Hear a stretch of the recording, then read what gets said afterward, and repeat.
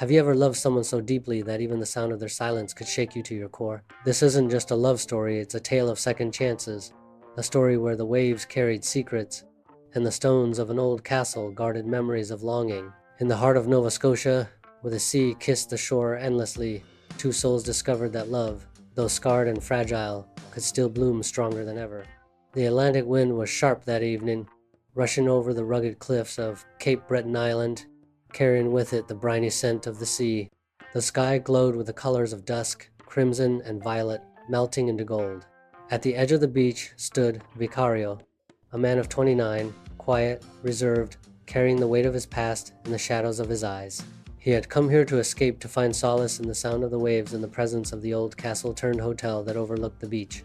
It wasn't just stone and history. For him, it was a sanctuary, a place where he could breathe again after years of heartbreak. But fate never asked permission before rewriting our paths. For on that same evening, Vicentia, a 42-year-old woman whose beauty seemed painted by sorrow and strength alike, walked along the shoreline. The wind played with her dark auburn hair, lifting strands into the twilight.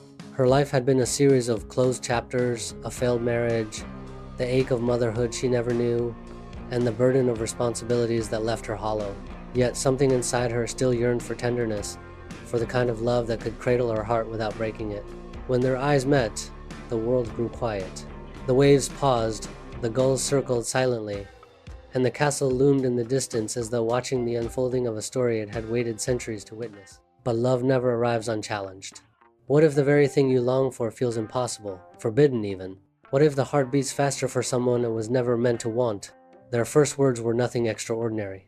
A polite greeting, a brief exchange about the sea's wildness that evening. Yet beneath the ordinary was something alive, something restless. Over the days that followed, Vicario found himself drawn back to the same stretch of sand where Vicentia often walked. They talked about books, about music, about the history of the castle that stood tall above them.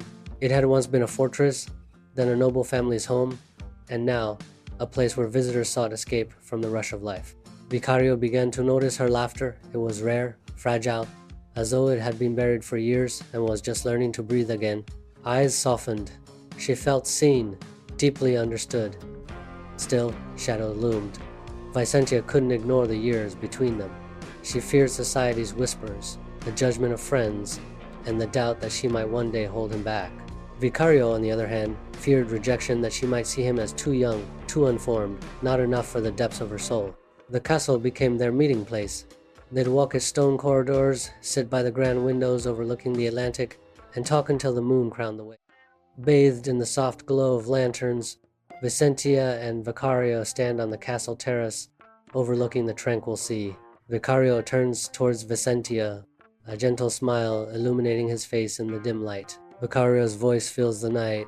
Do you ever feel like some places are waiting for us, holding our stories before we even live them? Vicentia responds softly, her eyes reflecting the lantern light.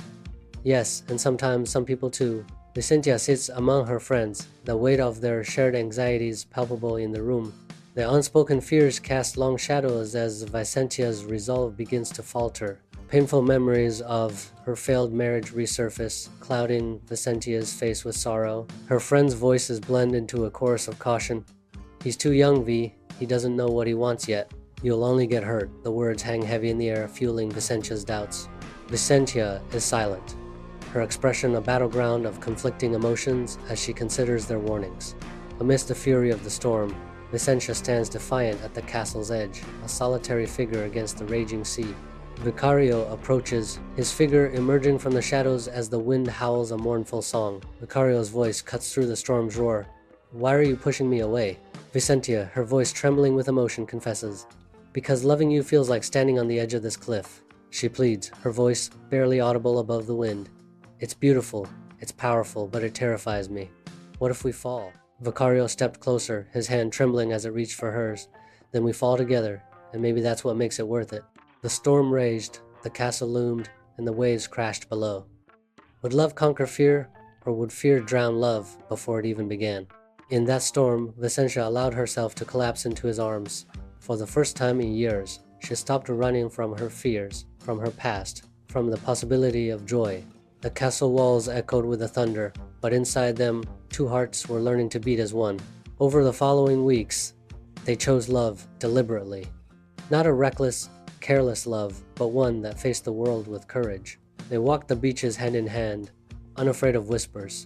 They sat by the castle's grand fireplace, telling each other their deepest wounds, and found healing in the warmth of shared vulnerability. The castle became more than a backdrop. It became a witness, a guardian of their love story. One golden summer morning, with the sea calm and the castle basking in the sun, Vicario led Vicentia down to the beach. He had written her a letter, folded neatly, sealed with trembling hands. In it, he poured out everything the way she had healed him, the way he wanted to spend not just days but lifetimes by her side, the way love had found them when they least expected it.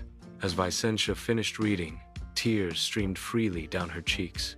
Vicario dropped to one knee, the sand cool beneath him, the castle standing tall in the background. "Vicentia," he whispered, voice breaking, "I don't care about the years, or the world, or the whispers. I care about you. Will you marry me?" The sea seemed to hush, the gulls circling above as though waiting for her answer. With trembling hands, Vicentia cupped his face, her smile radiant through her tears. "Yes," she breathed. 1,000 times. "Yes." Cheers rose from the few beachgoers nearby, but to them, the world had dissolved. There was only the sound of waves, the timeless castle, and a love that had weathered fear and doubt to emerge victorious. Years melt away as Vicario and Vicentia stand united, their hands clasped tightly amidst the timeless embrace of Nova Scotia's shore. The joyous echoes of children's laughter fill the air as their children dance along the water's edge. In the distance, the castle stands as a stoic sentinel, its weathered stone whispering tales of enduring strength and silent witness. Vicario's eyes reflect an ocean of unwavering love as he gazes upon Vicentia. In the castle, Vicario and Vicentia sit in serene stillness near a large window. Sunlight floods the room, each sunbeam igniting the dust in golden fire. A local woman approaches, her footsteps echoing softly on the stone floor. The woman pauses, a silent question hanging in the air between them. As the sun dips low on the Nova Scotia shoreline, Vicario and Vicentia walk hand in hand, bathed in golden light. Their silhouettes stand out against the vibrant sky, a testament to a love that defies time. Vicentia's gentle voice carries on the sea breeze. Love isn't measured in years, but in the moments we've shared.